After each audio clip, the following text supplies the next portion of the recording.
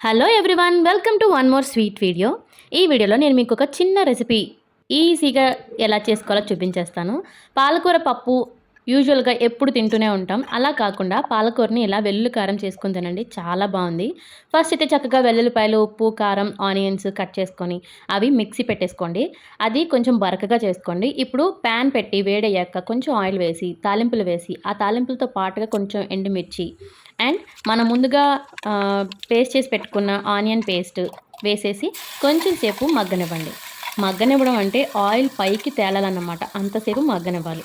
Oil పైకి తేలేంత వరకు మగ్గనిస్తేనే taste బాగుంటుంది. ఈలోపు సైడ్లో పాలకూర మంచిగా వీలైనంత చిన్న పీసెస్ కట్ చేసుకొని ఈ మగ్గిపోయిన తర్వాత ఆనియన్ పేస్ట్లోకి ఈ పాలకూర కూడా వేసేసుకోండి. ఇప్పుడు పాలకూర ఫాస్ట్గా మగ్గిపోతుంది. అది మగ్గుతూ ఉండగా నూనె పైకి తేలుతూ ఉన్నప్పుడు చిన్నగా జీలకర్ర పౌడర్ అలాగే ధనియాల పౌడర్ వేసుకోండి. ఇది కంప్లీట్లీ ఆప్షనల్. అంతే, మన టేస్టీ పాలకూర వెల్లుల్లి కారం రెడీ. మీరు కూడా ట్రై చేసేయండి. ఇది రైస్లోకి చపాతీలోకి కూడా చాలా బాగుంటుంది. నాకైతే చాలా నచ్చింది. మీరు కూడా ట్రై చేసి టేస్ట్ చేసి చెప్పండి.